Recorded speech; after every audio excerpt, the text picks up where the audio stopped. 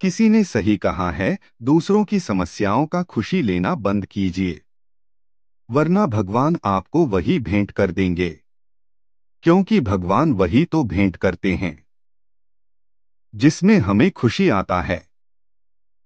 आदतों को लेकर के हमने कई सारी बातें सुनी हैं। जैसे आदत से मजबूर होना पुरानी आदत है, जाते आते जाएगी। ऐसी कई सारी बातें हैं। कई सारी आदत इकट्ठी होती है तो जिंदगी बनती है। हेलो मित्रों, आपका हमारे YouTube चैनल पर स्वागत है। मित्रों, एक समय की बात है, एक राज्य का राजा अपने परिवार और प्रजा से बहुत प्यार करता था, उनका बहुत ख्याल रखता था, लेकिन राजा को अपने लोगों पर संदेह था।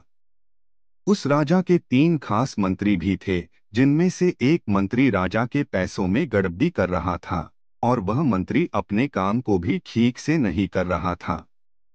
अब राजा चिंता में पड़ गया, कौन सा मंत्री बेईमान है और कौन सा मंत्री ईमानदार है। यह पता लगाने के लिए राजा ने मंत्रियों को अपने पास बुलाया और कहा, हमारा जन्मदिन आ रहा है, इसलिए आप तीनों को एक एक बैग दे दिया जाएगा और जंगल में छोड़ दिया जाएगा, और उस जंगल आप तीनों को अच्छे अच्छे और ताजा फल से इस थैला को पूरा भर कर लाना है। राजा ने उन लोगों को शाम तक का समय दिया था। तीनों मंत्री जंगल में आ गए।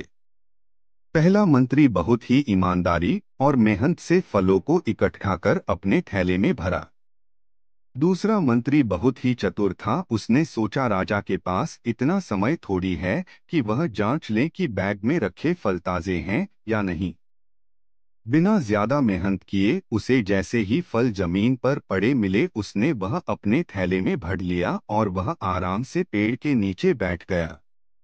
तीसरा मंत्री बहुत ही ज्यादा लालची और आलसी था, उसने सोचा महाराज तो सिर्फ थैले की लंबाई और आकार पे ही ध्यान देंगे, इस थैले के अंदर की चीजों पर ध्यान थोड़ी ना देंगे। उसने ऐसा सोचकर थैले में छोटे छोटे पत्थर भर लिया। शाम होने को था, मंत्रियों को राजा के सामने उपस्थित होना भी था। अब वह तीनों मंत्री एक साथ अपने अपने थैले के साथ राजा के महल में वापस आ गए और राजा के सामने उपस्थित हो गए। राजा उनके बैग को बिना चेक किए तीनों को जेल में 1 महीना रहने को बोला और कहा, आप तीनों को यही फल खाकर रहना होगा, आप तीनों को भोजन नहीं दिया जाएगा। ऐसा कहकर उन्हें जेल में बंद कर दिया। तो जो पहला मंत्री था, जिसने अपने बैग में अच्छे और ताजा फल जमा किए थे, उसने जेल में 1 महीना आराम से गुजार लिए। दूसरा मंत्री अपने थैला में लाया हुआ खराब फल खाकर अपना समय व्यतीत किया, जिस कारण बीमार पड़ गया।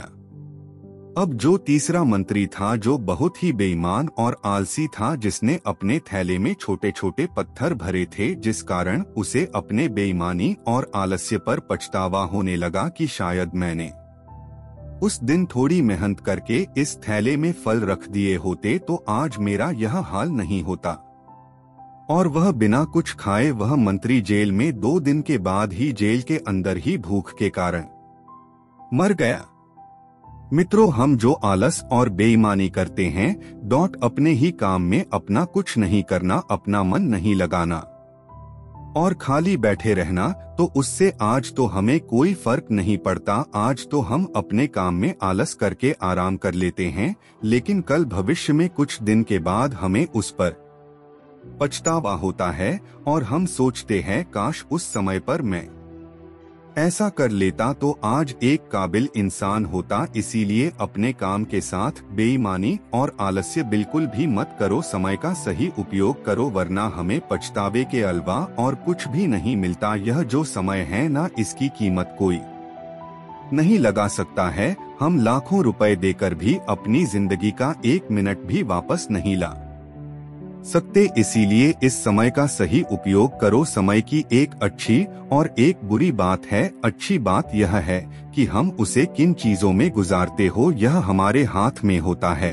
और बुरी बात यह है कि समय गुजर जाता है और सभी के पास दिन में 24 घंटे होते हैं, गरीब के पास भी और अमीर के पास भी। बस यह हमारे हाथ में है कि हम उस समय से क्या नया कर सकते हो। तो अपने एक एक पल का हिसाब रखो कि हम उन्हें किन चीजों में गुजार रहे हैं। दोस्तों, अगर आपको हमारी कहानी पसंद आई हो तो प्लीज हमारे चैनल को सब्सक्राइब करें।